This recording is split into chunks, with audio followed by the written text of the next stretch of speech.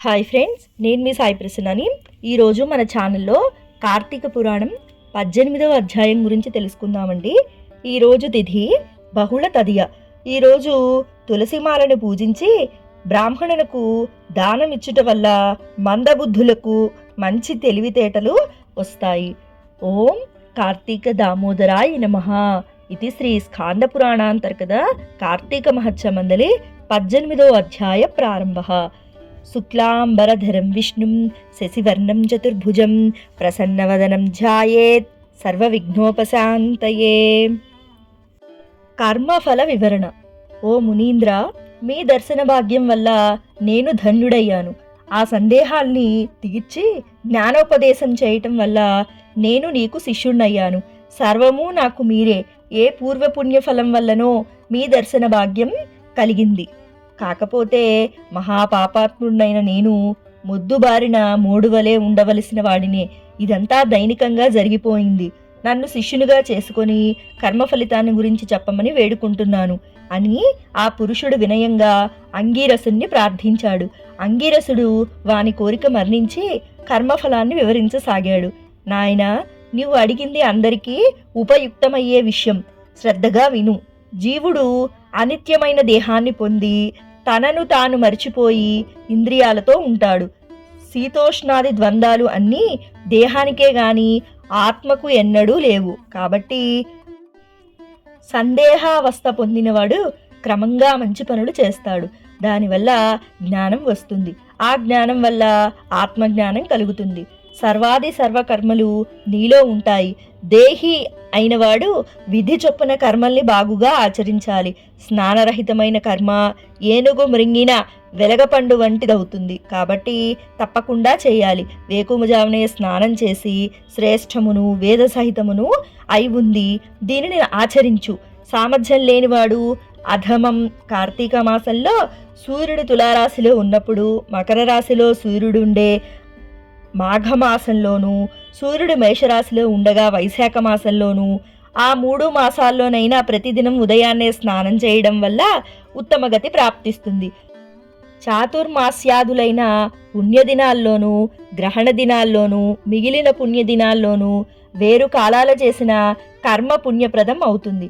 మిగిలిన కాలాలలో ప్రాతకాలమందు స్నానం, సంధ్యావందనం, సూర్య నమస్కారం, హోమం, జపం మొదలగునవి చేయటం చాలా అవసరం. స్నానం చేయకపోవటం వల్ల కర్మ భ్రష్టత్వం బట్టి రౌరవ నరకం కలుగుతుంది. కార్తీక మాసంలో అన్ని దినాలు పుణ్యదినాలే, దీనితో సమానమైన మాసం లేదు అన్నారు.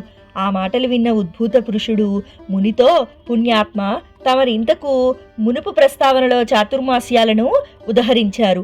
ఆ చాతుర్మాస్య వ్రతం ఎవరు ప్రకటించారు? దాని ఫలితమేమిటి? నాకిప్పుడు గతి ఏమిటి అని అడిగాను. అంతటా అంగీరసుడు, నాయన, ఆషాఢశుద్ధ దశమి నాడు దామోదరుడు నిద్రావ్యాజంతో లక్ష్మీదేవితో పాలసముద్రమున శయనిస్తాడు.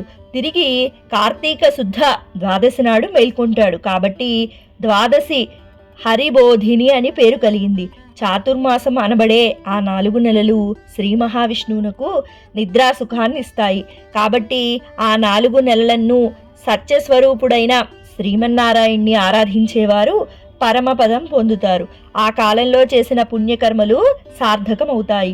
దీనికి ఉదాహరణగా పూర్వం నాకు హరి చెప్పిన కారణం చెప్తాను, శ్రద్ధగా విను. ఒకప్పుడు కృతయుగంలో వైకుంఠంలో విష్ణుమూర్తి కొలువు తీర్చి ఉండగా నారదులు వారు హరినామ సంకీర్తనం గావించుకుంటూ వచ్చి స్వామికి పాదాభివందనం చేశాడు. విష్ణు భగవానుడు చిరునావంతో ఏమీ తెలియని వాని వలె అన్ని చోట్ల అందరూ క్షేమమేనా అని అడిగెను. దానికి సమాధానంగా నారద మహర్షి, ఓ భగవాన్, వేద మార్గాన్ని విడిచిపెట్టిన వాళ్లను చూశాను. కొందరు మునులు మానవులతో కలిసి తమ విద్యుద్ధర్మాల్ని మర్చిపోయారు. వారికి మోక్షం ఎట్లా కలుగుతుంది? కొందరికి భక్ష నివేదనం లేదు.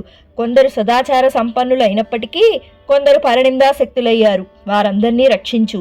ఏదో ఉపాయంతో వీరికి మేలు చెయ్యి అని కోరాడు. శ్రీమన్నారాయణుడు లక్ష్మీ సమేతంగా గరుడ వాహనంపై భూలోకం వచ్చారు. వేల కొలది ఋషులుండే ప్రదేశాన వృద్ధ బ్రాహ్మణ రూపంలో తిరుగుతుండగా కొందరు బ్రాహ్మణోత్తములు అతిథి పూజలు చేశారు. కొందరు చేయరాని పనులు చేయసాగారు. వారందరినీ చూసిన శ్రీ విష్ణువు వాళ్లకు తరుణోపాయం ఆలోచిస్తూ నిజ రూపం ధరించి ఋషి మండపానికి వచ్చారు. సిద్ధులు మొదలైన పురుషులంతా శిష్యమిత్ర పుత్ర కళత్రాదులతో కూడి తమ ఆశ్రమానికి విచ్చేసిన మహావిష్ణువుని దర్శనం వల్ల సంతృప్తి పొంది ఆ పరమాత్ముని పాదాలకు నమస్కారాలు చేసి అనేక విధాల స్తుతించారు. ఇది శ్రీ స్కాంద పురాణాంతర్గత కార్తీక మహత్యమందలి 18వ అధ్యాయం సంపూర్ణం. ఓం కార్తీక దామోదరాయ నమః. ఈశ్వరుని యొక్క కృపాకటాక్షలు మనందరిపై ఎల్లవేళలా ఉండాలని మనస్ఫూర్తిగా కోరుకుంటున్నానండి. సర్వే జనా సుఖినో భవంతు, సర్వే సృజనా సుఖినో భవంతు, సర్వం ఈశ్వరార్పణమస్తు. ధన్యవాదాలు.